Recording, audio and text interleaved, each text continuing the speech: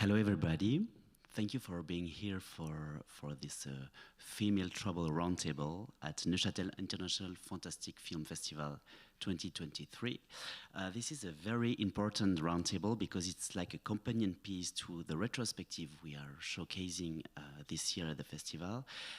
The retrospective in itself is like the second part of the one from last year who was called Scream Queer and who was tackling the LGBTIQ+ representation in horror and genre films since the beginning of cinema, basically. And it seemed only logical to go on with the female archetypes in genre films because there's a lot to say, there's a lot to think about, and it could take like 150 films, but we couldn't do that. So we have 20 films. We have 20 films during the whole week of the festival, and I encourage you to go and take them because they are food for thought, and they begin from the very early 20th century with the first nasty women of cinema, and they go up to present day. And we also have some films in the competition that kind of mirror female trouble thematic. So it's very rounded and very interesting. And I'm very happy to have the three people today to talk about this subject because each in their category, in their way, they can really, I think, bring a very interesting light to the topic. So I'm going to introduce them to you. You're going to meet them like in 5 seconds. So we have Carlota Pereda, who's a director of the film Piggy, who's actually also in the retrospective. The film is from last year, and she gets a lot of different reaction to this film, as far as I know, and I think it's going to be very interesting to hear about it. And the film is going to be screened at the festival Friday at 10, and Carlota is going to be there to introduce the film and then make a Q&A with the audience, which I'm very looking forward to. Then Monica Garcia Massagué, who's the foundation general manager, of the Festival of Sitges in Catalonia, and she's head of a very interesting program called Women in Fun, as Women in Fantastic, which is a program for the visibility and incorporation of creative women in fantastic cinematography. So it's more, I would say, industry-based, but she's also really tackling the subject of representation and filmography, and they edited this. This is the advertisement moment. They edited this really interesting book. Who actually really talks about a lot of different films, characters throughout the years, actually throughout the history of genre films, and we kind of meet somewhere in between, halfway in our programmation to in the retrospective. So it's very interesting, but there's also different tips, different ideas, and different paths in the book. So I think that a second book is going to be edited by the fall, by the time when the Festival of Sitges takes place. Maybe I'm wrong. Maybe you can correct me later. But it's ongoing. It's very interesting, and we're very happy to have you here. And the third intervenante, as they say in French, is Anna Bokutskaya, and she's author, critic, and host of the Final Girls podcast, which is a very, very interesting podcast that actually also speaks about different characters, female characters in a wide range of horror genre films. It's very fascinating, and I really encourage you to listen to it as well. She also just released a book called Unlikable Female Characters that I didn't have the chance to read so far. I'm really looking forward. It was released last week, I think, 2 weeks ago. This is the book. So a lot of reading to do. And so they're going to exchange about this very interesting subject. And they're going to be moderated. The discussion was going to be moderated by the very talented Maral Mossenin, who's head of programming at Geneva International Film Festival, and who's actually also has a lot of knowledge about all these issues and topics. So I'm really looking forward to welcoming you. So please. Thank you very much.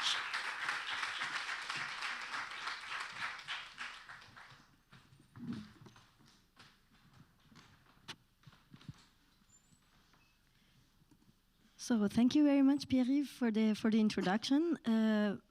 maybe just before we get into the questions directly, maybe just a few words of introduction also on my part.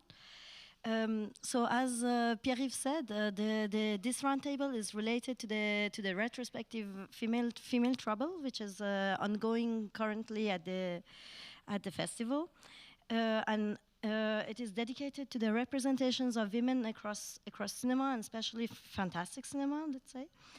And the retrospective, I'm sure that you have seen, there are a lot of films. It's quite diverse, whether it for genres or subgenres. So there are films, there are thrillers, horror films, comedies, martial art films, and sci-fis, literally everything.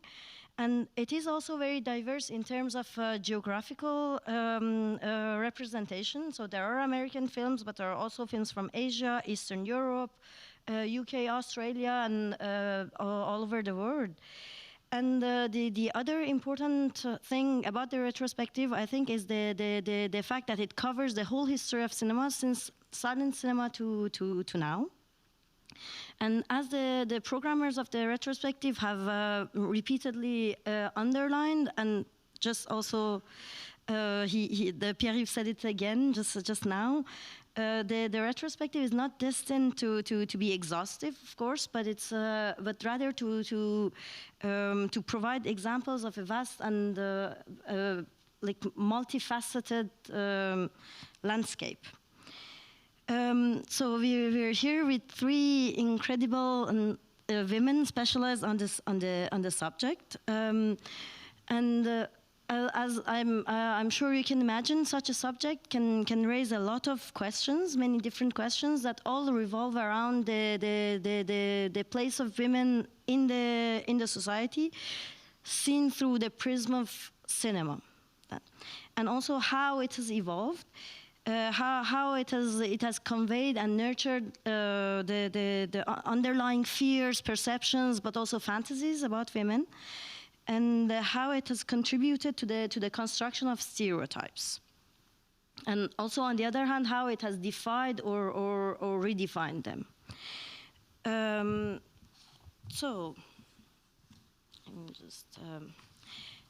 So by interrogating these many aspects of the same question, we'll try to provide some perspectives through the experiences of and expertise of our three participants. And for the roundtable, I'll just give you let's say the structure of how we're going to proceed. We're going to start maybe with the beginnings of cinema, as has done the retrospective, and try to think about the representations and the existing representations and how they have been constructed. And then we're going to address the change within the film industry and the current landscape of the films representing women.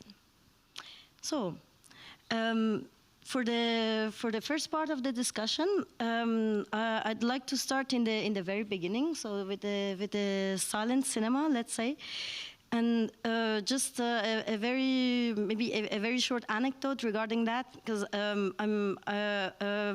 maybe some of you you know this festival, which is called it's in Pordenone, Le Giornate del Cinema Muto, and it's a festival which is only showing silent films, and I go there quite often, let's say, and every day after 3 days of festival, I'm totally fed up with the representation of women that I have been seeing throughout the festival. So I think we have a lot if we start, it's a very good starting point for this roundtable to start there and to see how these early representations of women were constructed. Was it something which was mostly related to the society, or where did this all came from?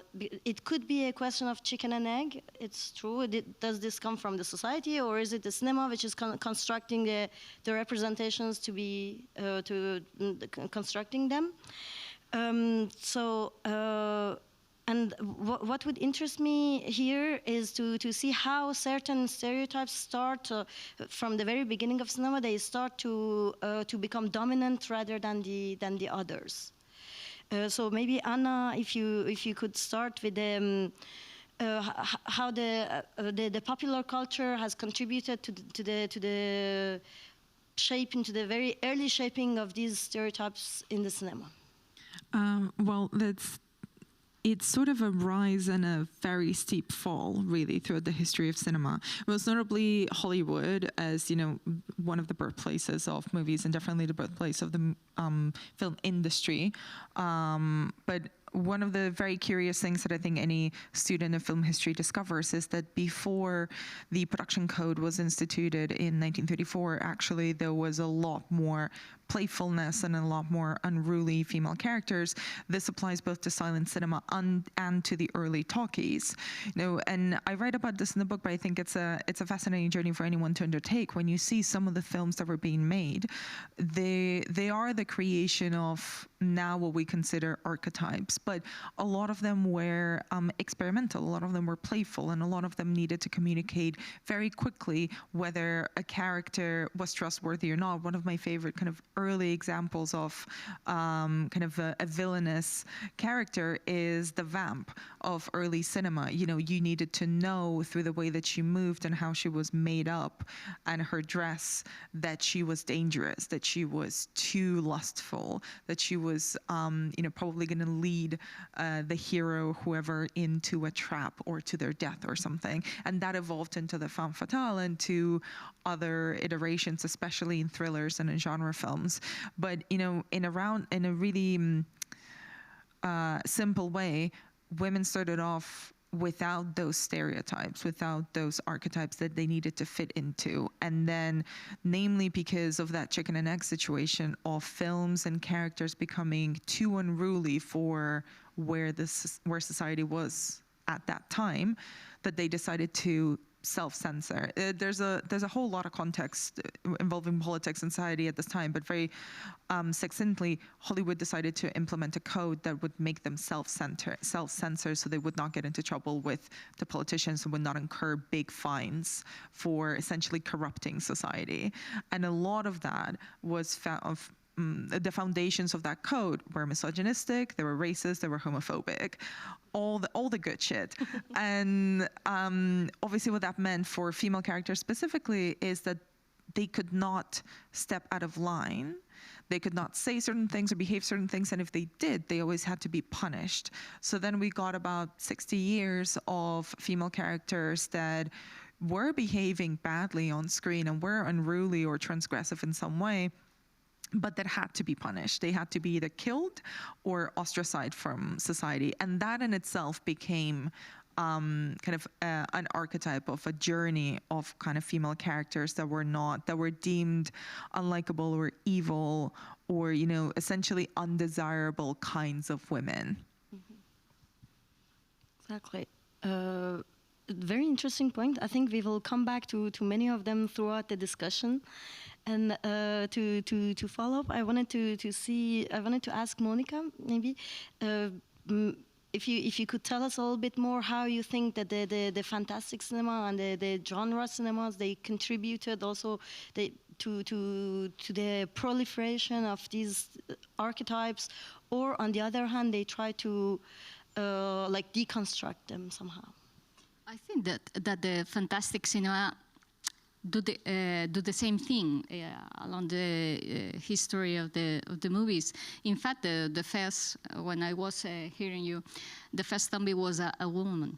It was and it was a submitted woman. It was a character that a magician makes a zombie because he wants to take the pleasure of having all the power over her. And then and that's more or less the story from the male point of view. Somebody is trying to submit this woman, and they use the magician, or they use the magic potion, or they use something to have this power over the women on this kind of movies. If we go to the beginning, we can highlight the work of people like Alice Guy Blaché with the Fairy of Garbage, that some researchers have explained that it's a point of view about the maternity, to face the maternity from another magic point of view and try to be out of the line, as Anna was saying. But in fact, all the history of the fantastic cinema, it's a majority made by the men, so the point of view is the same of the patriarchal society that we have right now. Yes, definitely. But there has also been quite a few, let's say, not as many as we would have liked to, but there has been some female directors also. Yes, exactly. Some exceptions throughout the film history who have also made fantastic films. And do you see already a sort of a difference between the films made by women during the older times of cinema, or do you think that they all adhere to the same rhetoric? That's a regular question that we used to put, because that's the idea that maybe when a horror movie is made by a woman, it's different to a horror movie made by the man. Mm-hmm. If I was Anna Lily Amirpour, I was saying that the only difference is that they have breast. Like I read that. But I think that we can find some research that they explain that maybe we can show more in the movies made by women.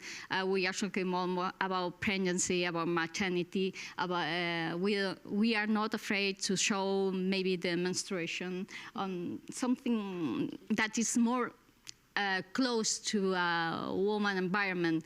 But the idea in general is that we are not afraid to touch this kind of subject, but it doesn't have to be different. Maybe we can find some exceptions, like Julia Ducournau works, because we talk about sexuality from a female point of view, but that's some exceptions around the history, mm-hmm. Unfortunately. Yes, I quite agree. And so, Carlota, I wanted to ask you, in view of like all these films that have constituted the history of cinema and genre cinema, how did that influence your own career in terms of writing and representing the female characters? Well, from different, my own career, for example, it made it harder because there were no people doing horror or fantastic. So basically, it's harder for you to say that you could do it because, and also it's harder for you to believe that you can do it as well. Mm-hmm. But as a representation, I would say that for me, it's not only about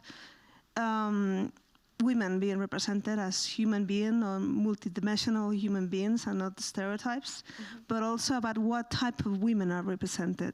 You know, all these women that we're talking about are women that are white, that are beautiful in a very standard way. Mm-hmm. And because that's what women who are shown on screen should be, whether they play mothers or they played grandmothers or they played the leading John heroine. So I just wanted to show someone that was like myself, and that felt normal. And that's what I did, because that really made me angry that, in a sense, they're just not telling us what story we should be telling, but also who is worthy to be the lead of those characters. Mm-hmm. Yes.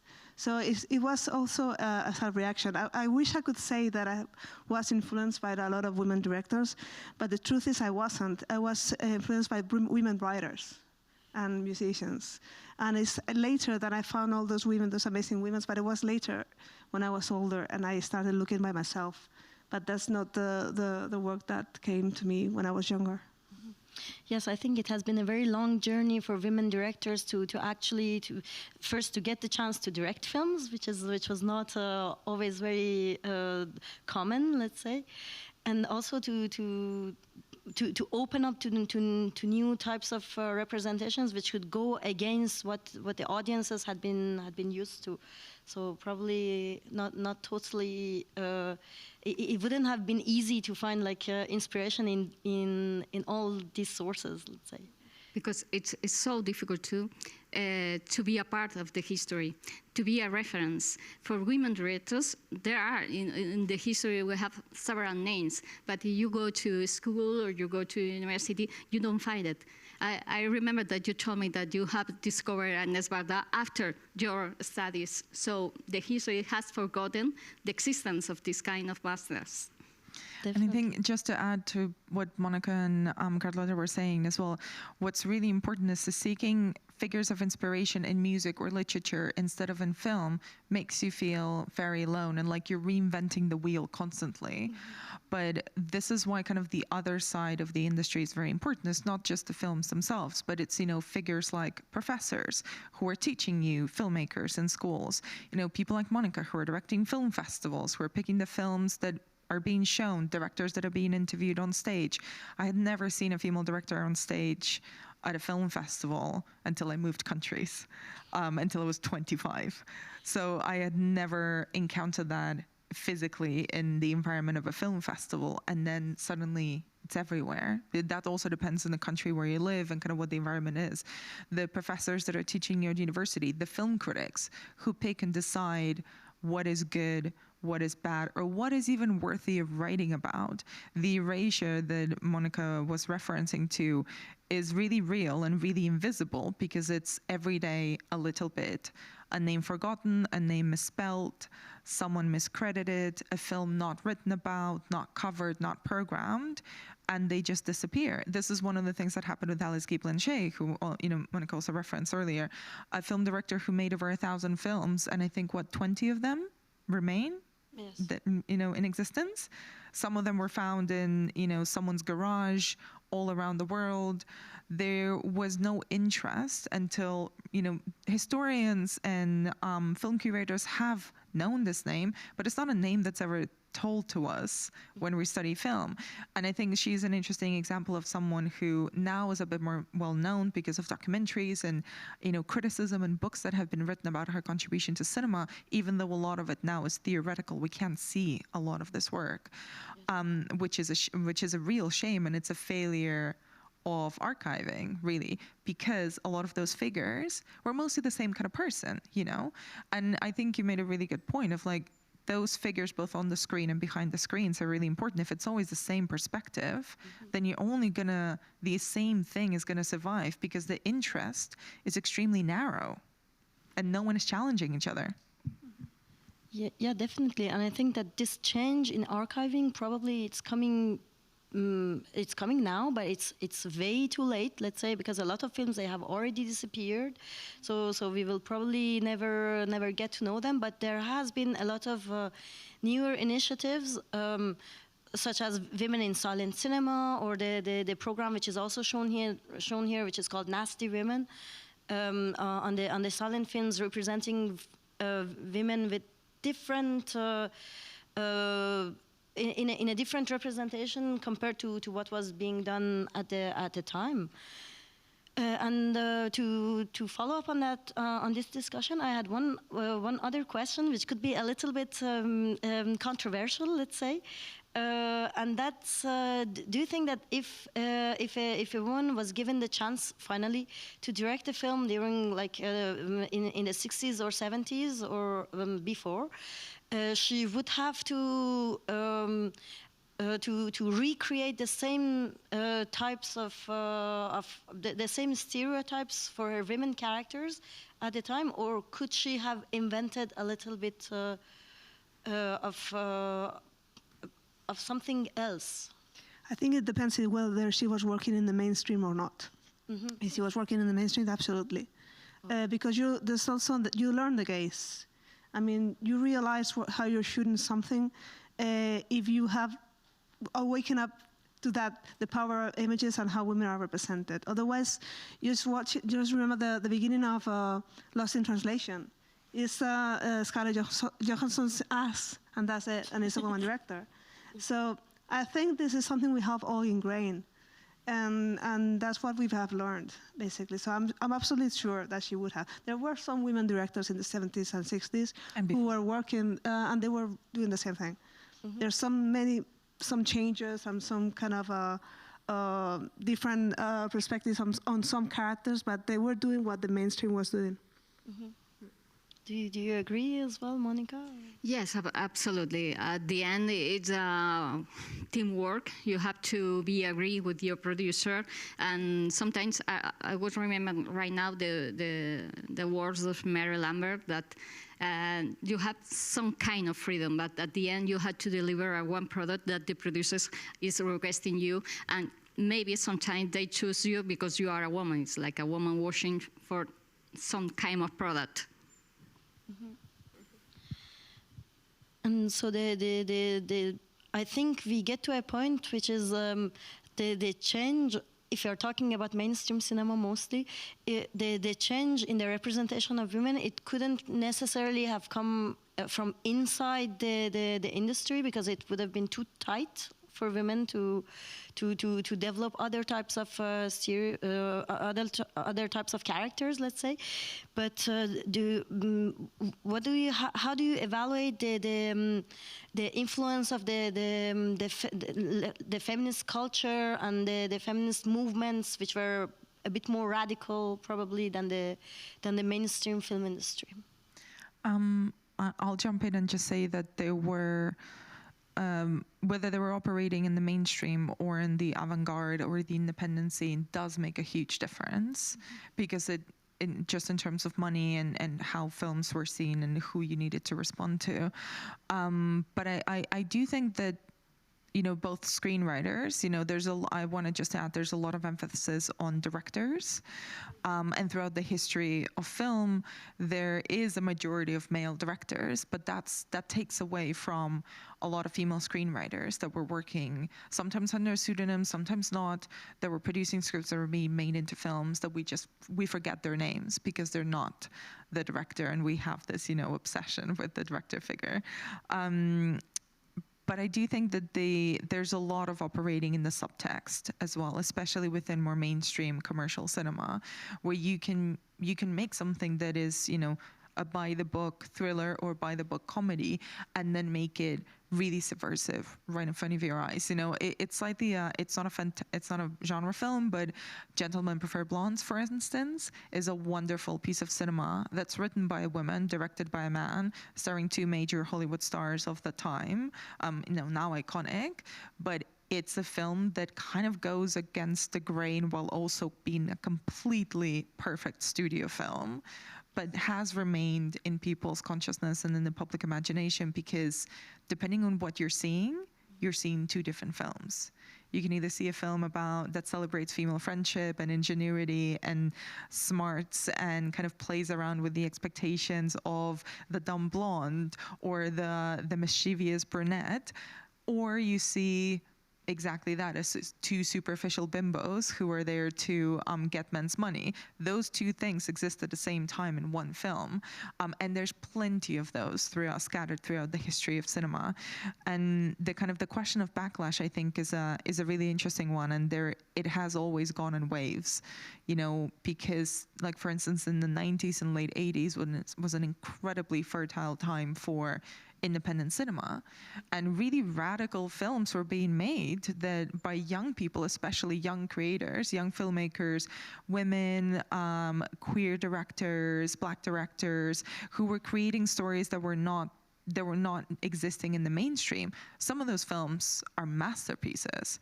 Some of those people have gone on to have huge careers, some of them have not. But they were operating kind of outside of the mainstream and then became the mainstream. They were creating images that did not exist before, nurtured by their experiences and also the language of movies. So they were changing that language.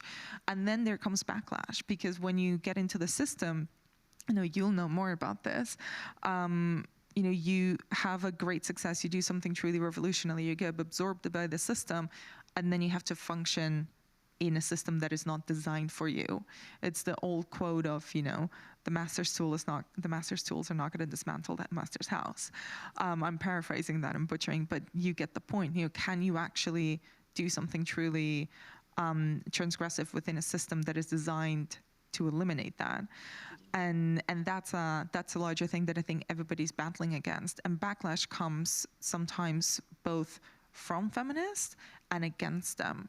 One of the things that we saw in the 1980s in American cinema, for instance, is a lot of films that were essentially punishing independent working women and single women and childless women. At the same time, they were all movie stars. They were all white, slim, conventionally beautiful women, and they still got punished, even though the world out of the the hierarchy of intersectionality, they probably had a lot going for them, because there was a backlash to the radical feminists of the 70s and the place that they had in pop culture. So there was a lot of great radical cinema in 1970s Hollywood, then became really regressive and really really anti-women almost. Traditional. You were saying that now there's a lot of movies about witches, no? Yeah, so it's like it's following a trend as well. The critics, Alexander Heller Nicholas, told us she has done an article about women-directed rape and revenge movies, and she shares the point or the breaking point in the Me Too movement, like a point, the end point to see or to face the new films directed by women, that the girl finally gets this revenge from a female point of view, and the new wave of the feminism in the horror movies. But I think that it's always the same stories, except some exceptions like Baisse-moi, a film directed by Trin and Depend, who is the opposite. The result at the end, when you check all these kind of movies, it's always more or less the same representation. Yes, Stephen King said that horror movies are movies that support the establishment. Because in the end, the monster gets killed. So sometimes with these rape of revenge movies, the woman gets her revenge, but she doesn't really. There's something in the end that is like, well, it's just about the rape, basically. It's because it's individual, right? She gets revenge for herself. She doesn't change the structures that allow for more things to happen. So would you say that because thinking about rape and revenge films, which are that there are quite a few of them in the retrospective, notably the film by Abel Ferrara, Miss 45. This film it makes me think of something which you have already mentioned in your in this discussion. Which is so the film is at the same time reproducing several stereotypes. So we have a female character who corresponds totally to what a female character should be. So she's a victim. She's not very strong. Let's say she can't even talk. We don't even want to hear her. But on the other hand, she wants also to be a rebel and to get revenge. So there is a sort of paradox, let's say, in this. At the same time, the film is presenting like a female character who's quite conventional, let's say. But on the other hand, she's also getting revenge. And I think it goes always, especially in rape and revenge films, it always goes in this direction. I'm not sure if the intention behind making these films was necessarily to show a sort of women empowerment. I don't necessarily think that was the case, but I would love to hear you more on that, on this paradox, and how you think it was. Was it like a sort of a decision taken at one point by the directors, or did it happen without them really knowing and wanting to place it there? I'm not sure it's decision made especially for that, but I think that's the rule of the idea of the victim, that is at the same time the hero. a bad hero in a bad situation, in the worst case. But it's a stereotype, a narrative stereotype, because at the end she has to go against to the monster, in this case the person who has made the rape. But it's the rule of the genre. I don't think it's not. I think there's a movie that plays with that is Revenge, which is it's a Canadian, it's a Canadian film, and because you see from the beginning that she's telling the movie from a male's perspective. And even the first shot tells you that. You see the sunglasses and see the woman is reflected there. And in the end, she's kind of this Rambo, and you can see she's actually playing Rambo. And I think there's a playfulness with that. But I have a problem with revenge movies, rape and revenge movies, because you empower her, but at the same time you're saying that she's been deprived of power by this rape, which is something awful that can happen to you. But it's like, this is the most important thing that could happen to a woman, is getting raped. So you're giving too much power to the men just by doing that, you know? So for me, that's, at least in these movies, is the woman who gets the revenge, and it's not the brother or the father, or in so many other movies from the 70s and also from the 90s, that is like the man or the father who gets revenge. Because the woman, the daughter has been, what's the movie of, well, I can't remember, the Paul Schrader movie, all those movies. Hardcore. Yes, it's basically just getting revenge because they've done something to the kid. So, yes, I think there are some few directors that actually think what they're doing, I think. I do think there's another factor in here that's not the director, because you're right, the rape revenge movies started as exploitation movies in the 70s, right? And a lot of them were billed as deeply misogynistic and very problematic and stuff. And actually, Alexandra Heller Nicholas's book is one of the most important ones to reverse kind of that thinking. And there's another American writer called B.J. Colangelo who's also done a lot of work around essentially defending and arguing in favor of these movies from a feminist perspective and from a queer perspective. And I wanted to bring them in because they're critics and also audience members.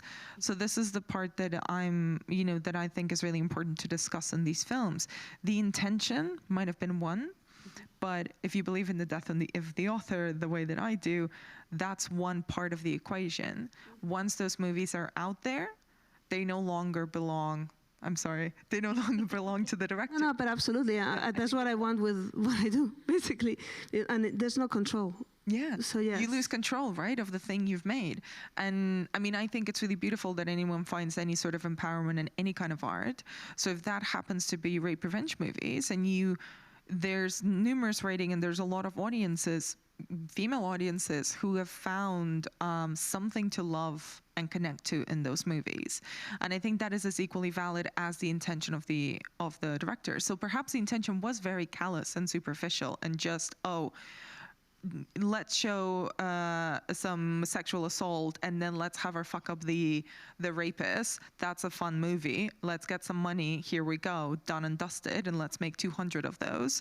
But then you've got audiences who decades later feel really connected to these films. But it says a lot because there was no representation. I mean, the first time we could see someone in mainstream cinema, or even that we could relate to, was Ripley. You know, so you get your idols where you can. You know, it's like being also a queer woman. It's like, okay, I watched Vampire Lesbos by Jess Franco. You know, stuff like that. Yeah. No, I think, but then the question of relatability I find very interesting, because that's also so personal, right? Like, I don't relate to Ripley. I like Ripley, but there's nothing there that I can hang on to. And then everybody has those things. And sometimes, and I think this is, again, the audience, right? And you can do with that whatever you want.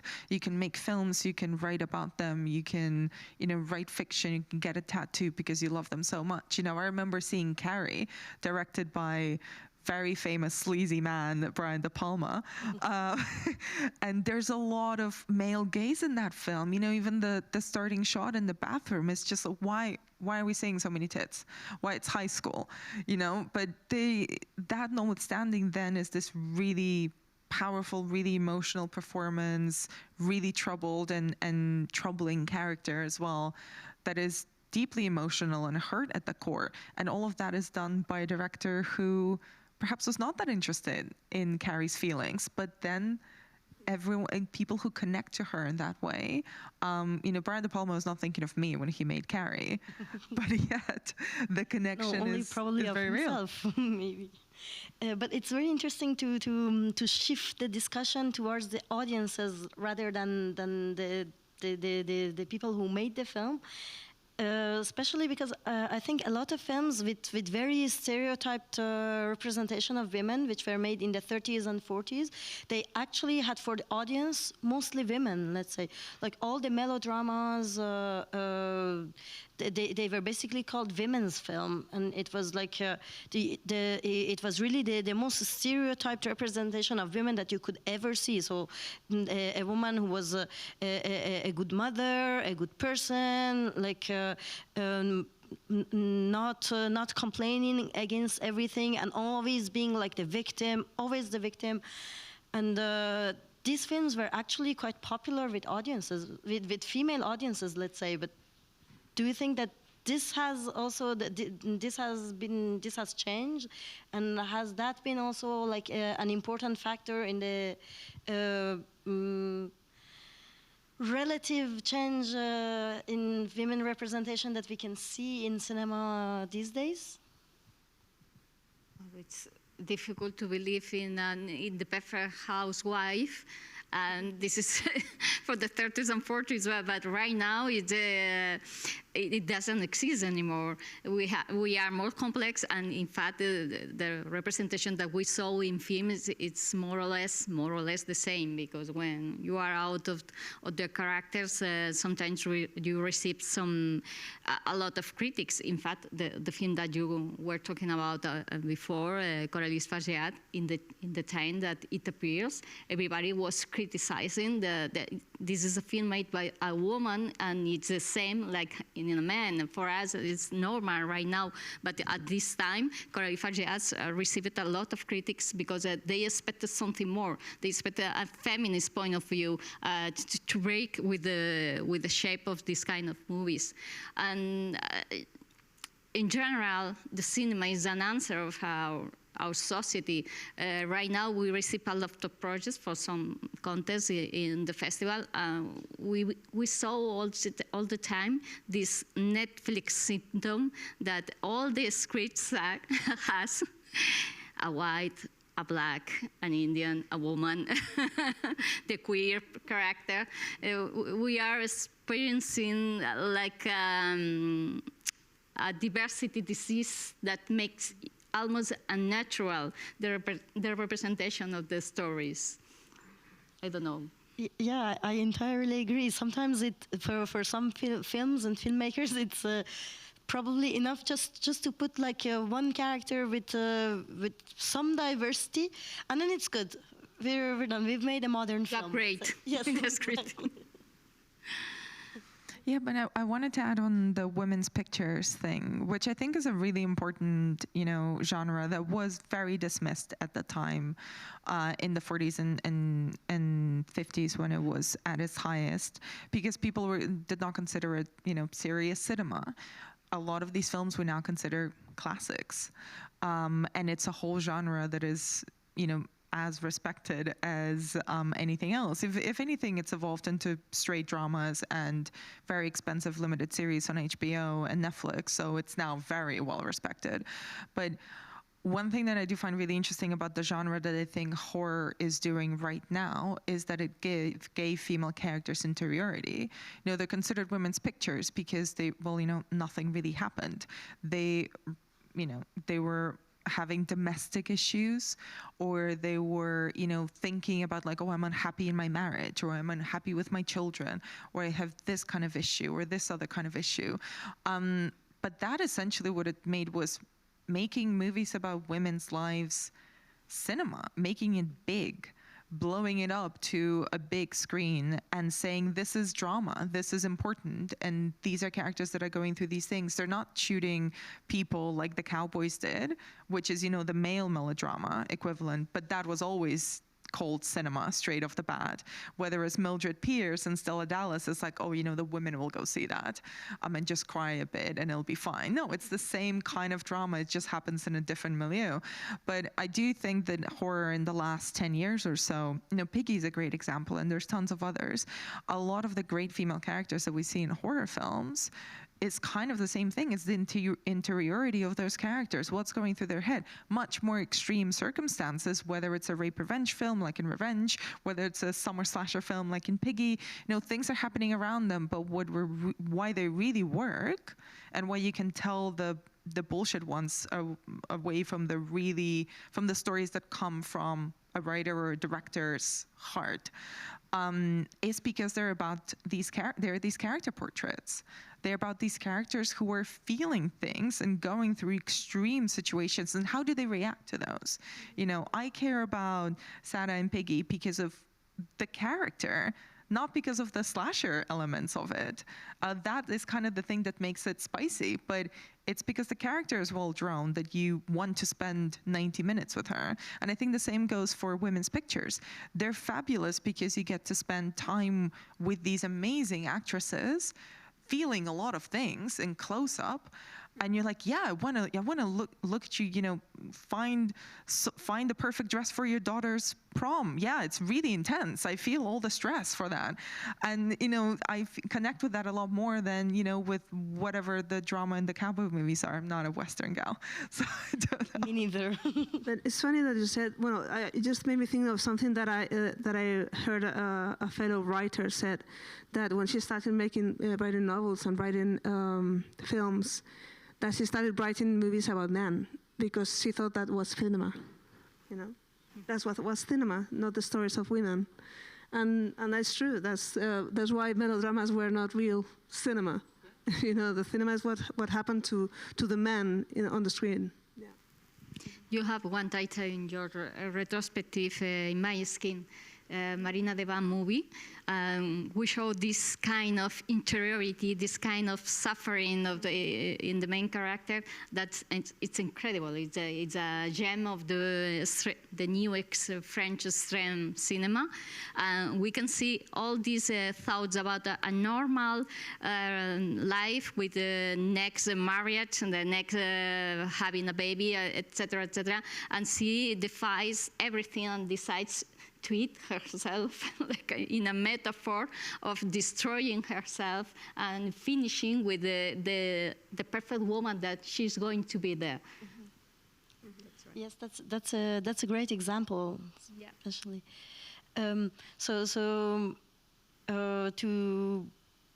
I think we can say that a big contribution of women directors to these subjects has been that we have been able to see more of the psychological side, let's say, to more of the interior of the women characters, let's say. But do you think that that might stop many women directors from making films with male characters, or does it can it help in some way? Maybe I don't think so. Look at Catherine Bigelow. Catherine Bigelow makes stories about men. Mm-hmm. Actually, the norm is that most female directors and writers make stories about men. Mm-hmm. It's not that, I don't think it's going to just make movies about women. It is producers that send you screenplays that are, you know, about motherhood and stuff like that. Oh yeah, yes, that's also one part of the problem, and I think it could bring us to the point where we can talk about from the insides of the film industry, whether being from the production side or the programming side, and because I think nowadays we can say that there are a lot more women who are active in the film industry, which was definitely not the case even like 20 years ago. It wasn't that common, and even a panel like this with 4 women, it wasn't necessarily the norm. Let's say, let's not kid ourselves. It's probably not the norm still, but we're at least moving into that direction, and. So do you think for women who are active in this in the film industry, do did they really have to like make their own place, or did they have to play by the rules? And when they were there, they could try to bend the rules. I said that we need to find a new path, not to break the rules, not to fit on the hole.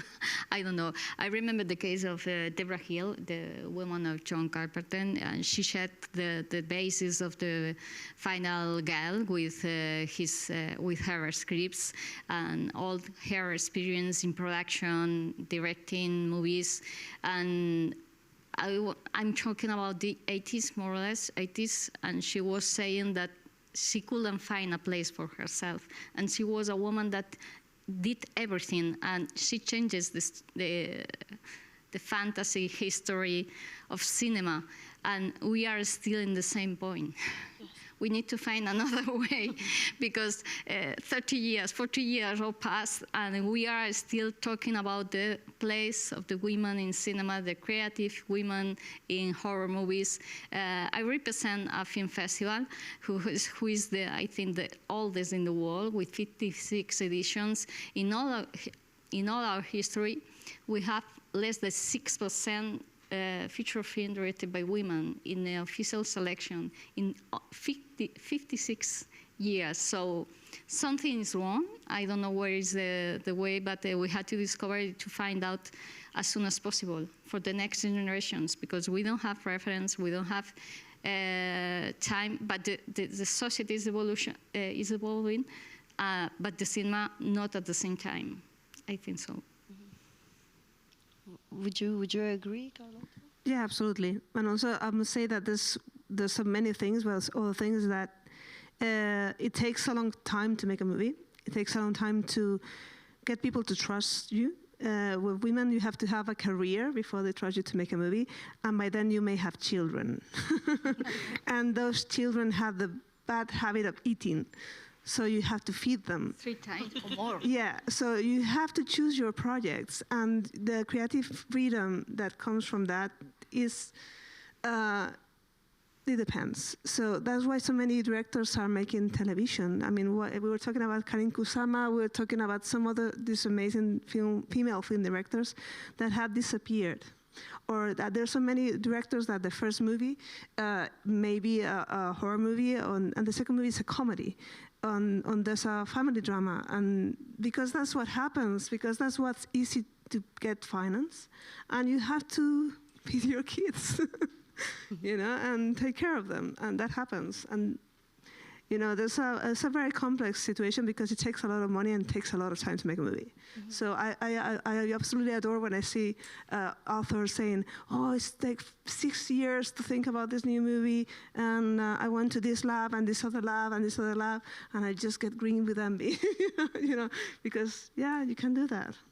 And it's fantastic. It's just that happens.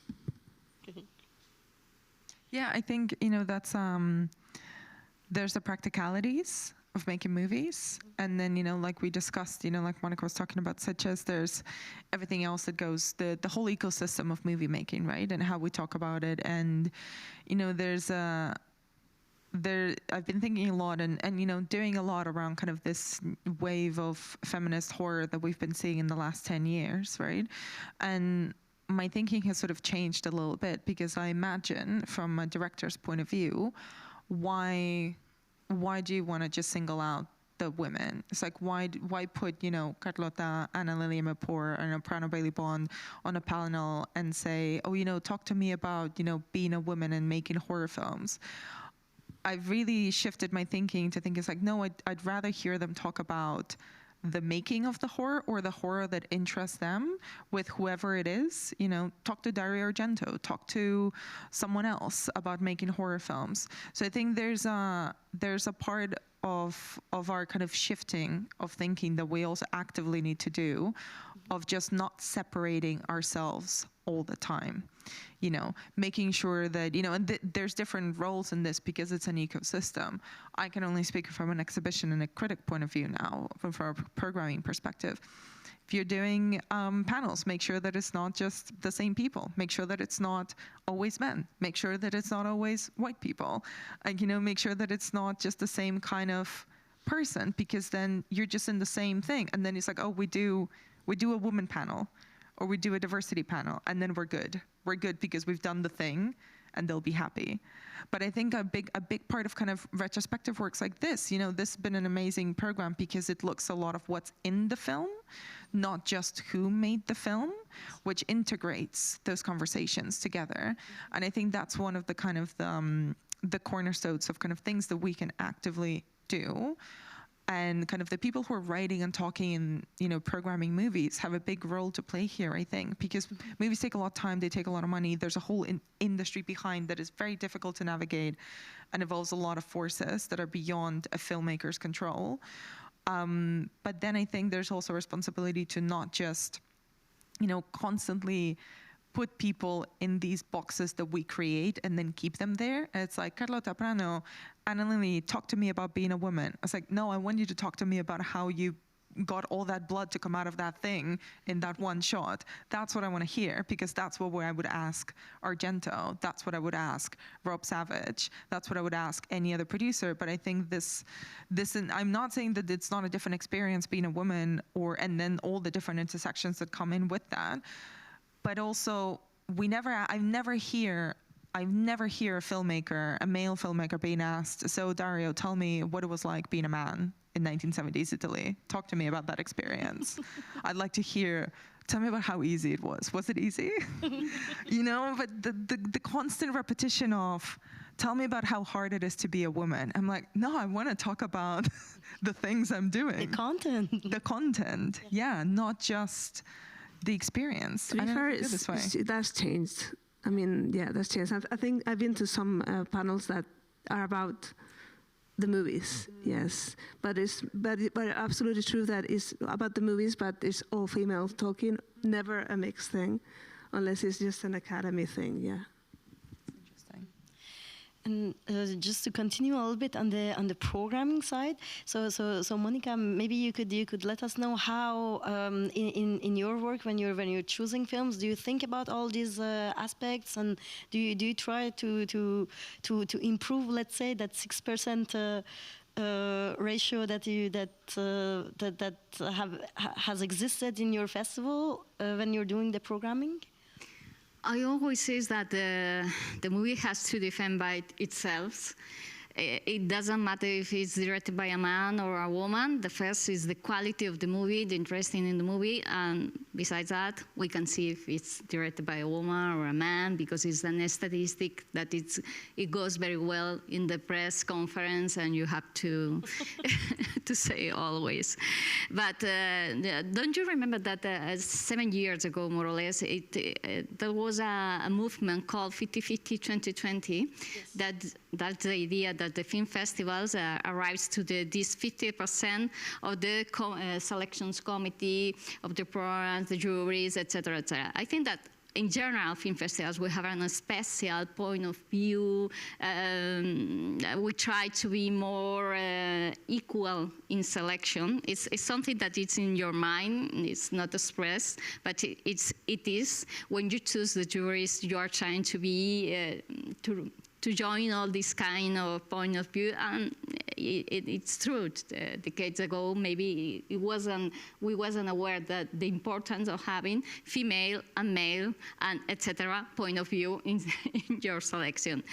At the end of, we are gatekeepers, and so we have a responsibility about what we choose and to discover these new voices. In the case of cities, it's always for quality. I can guarantee that that's the idea. But at the same time, I think that it's we had to be very committed with this diversity. It's important, especially for me, in juries, in representations in general, to have many voices and different points of view, and to integrate more women, because it's difficult. It's still difficult. I wish that in the near future we can talk only about the difficulties in the shooting and the styles, and not to be a woman. But I think at the same time, for the industry, it's an important question that we had to have on the table, because many women rise to the level of the short film, but to arrive to the first feature film is so difficult. The second feature film is impossible, and to have a long career is so it's an strange or exotic thing right now. Exactly. What I can also add on what you said is that so when you're doing programming, you generally the films that you get, there's a very small percentage that is actually directed by women. So if you're trying to get to that 50-50, it proves to be impossible somehow, because from my experience, I've done especially programming for TV series, and it's even worse because it's even more mainstream, let's say, and it's even a framework which is more rigid. So you again have more men, and there you receive like 10 series directed by women and 290 directed by men, and you're supposed to do 50-50, which and that's why the industry, the point of view of the industry, the producers, the main televisions who decided, who finally take chairs, is the leadership of the project, has to be a woman and not a man. Yes, exactly. And so I think I still have questions, but maybe we can already open up to questions in the theater. I'm sorry, I don't see you at all. No idea. I have the light exactly. Okay, that's better. So does anybody have any questions? Si vous voulez aussi poser des questions en français, vous pouvez. On traduit. Ah oui. Juste attendez peut-être le micro.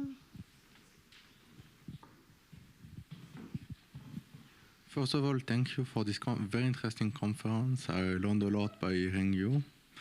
I was wondering, a friend of mine asked me a few weeks ago if he could find a movie where there is a female main lead, where the gender doesn't matter, where just her life perspective matters, where not her sexuality, be it by clothing or otherwise, isn't important in the movie. Could you find me a movie which could find in this definition? Because I spent the last week thinking about it. I had difficulty finding one. So if I understand correctly, you're asking about a movie or a show where gender does not matter? Where there's a female main lead, yeah. But the gender doesn't matter. I mean, the gender is only a detail. Alien and Aliens. No, for real. Especially the sequel, especially when they all wake up and they're all training. And I think the character's name is Martinez. She's a really buff woman that does more push-ups, more pull-ups than any of the guys. Like, gender doesn't matter in those movies. They're in space. The only thing that matters is how strong they are. I think genuinely those are the first two that came to mind. And part of it is because Ripley was written as a male character initially. We all know this. That was my choice. Yes, I can't think of no other. Not now. Yeah, the same. I can't think of any. I'm sorry. Ok. En fait, quel type de film, avec quel type de femme vous voudriez voir dans l'avenir, en fait? What kind of woman or representation, and what kind of film could be the perfect film for the future? I love a character like Carrie that you were explaining, because it's always we say it's a trilogy. She's the monster, she's the victim, and she's the hero. So this kind of complex character, beyond to be a woman or a man, I think it's the most interesting. Mm-hmm.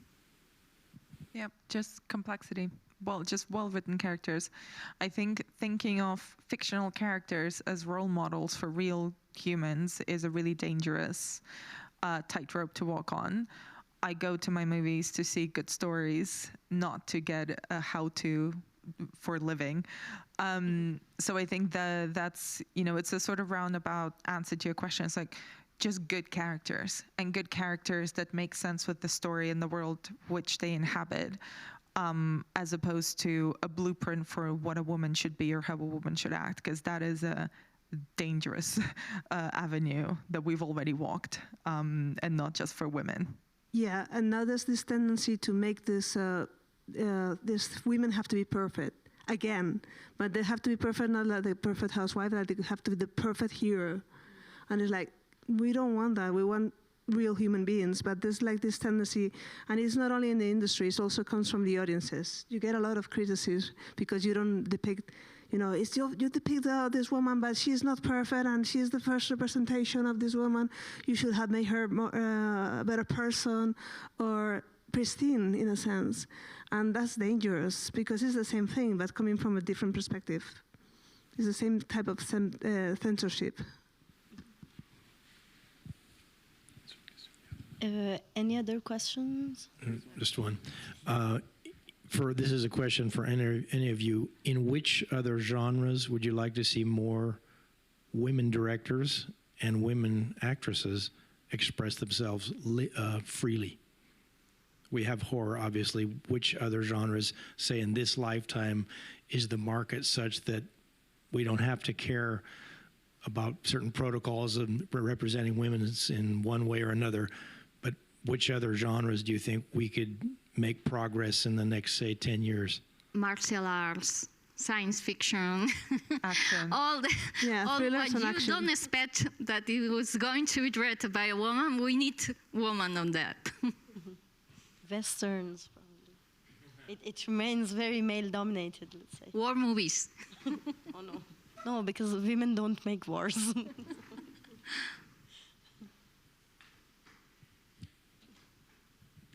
Hello, I'm sorry we were not here from the very beginning, and we were filming somebody who was talking about horror movies, and when we came here, the first or the second word I heard was horror.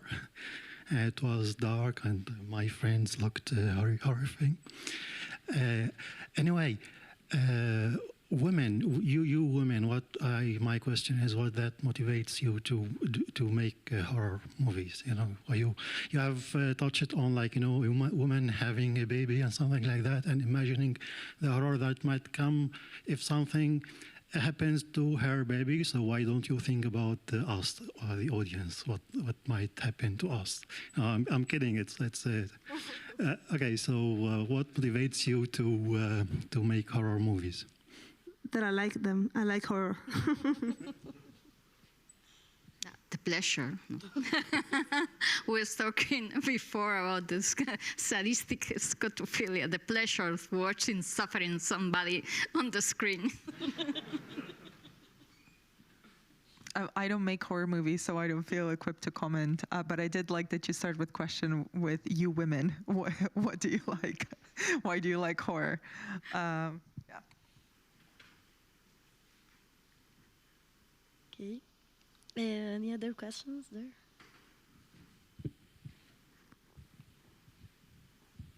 Dans la description de la conférence, il était dit que le film fantastique est supposé être un mauvais élève dans la représentation de la femme et du féminisme. Pourquoi il serait particulièrement mauvais élève sur les autres genres?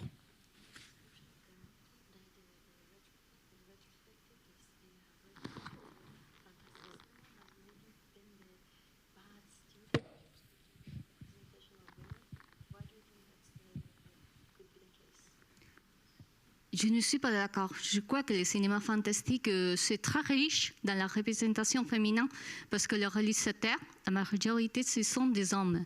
Alors, on parle toujours le point de vue de l'homme et les sacrifices féminins dans l'écran. Sur l'écran. Alors, je crois que c'est au contraire. Le cinéma d'horreur, c'est très riche en représentation féminine, absolument. Completely agree.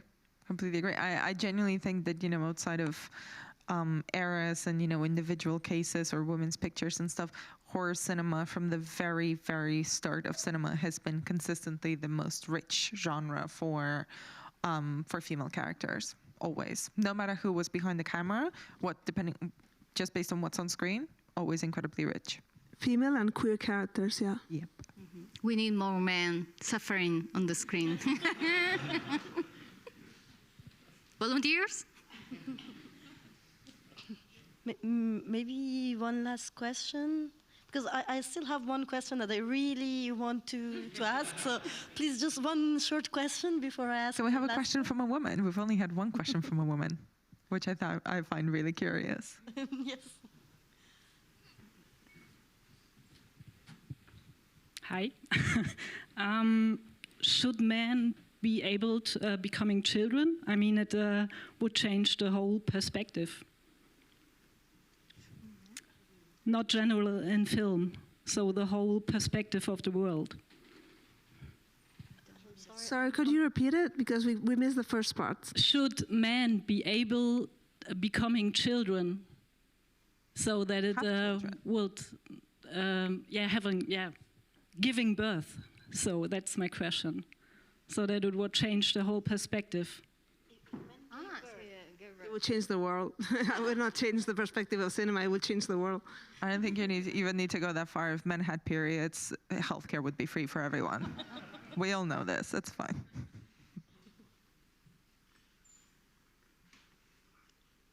Shall I go with my last question? Thank you. So it's about because it's a very, let's say, polemical topic, and I would like our participants here to comment on that. And it's the question of programming the historical films out of their context. So right now, so if you get a film which is kind of misogynistic from the I don't know, 60s, 70s, basically the whole history of cinema, how should we present it? And how should we present it firstly? Or should we say, yeah, this film represented women in a bad way and we're not presenting it anymore? What do you think about that? For me, it's common sense. You had to know that this film was shot in 70s, in 60s, and the historical context of the film was anything. So it's a question of common sense. When in the silence we don't use black actors, and it was white actors that they were drawn with.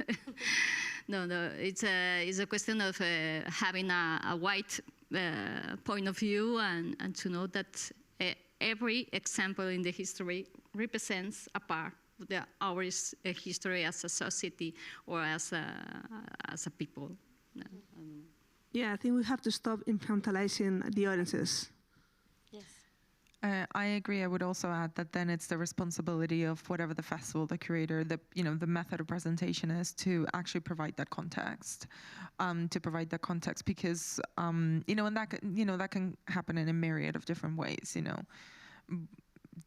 That's kind of besides the points, but you take things out of the context of the people that made it, why they made it, and how it was released and received at that time, and you just have this, just random bit of, film out of time. So I think it actually makes something a lot richer if you know when and who and kind of how it was made and why and how people received it, right?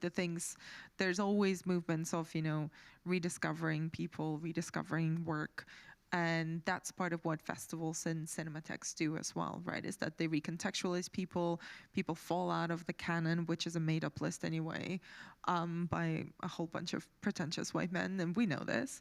But there's a part of like, oh, but what's outside of that?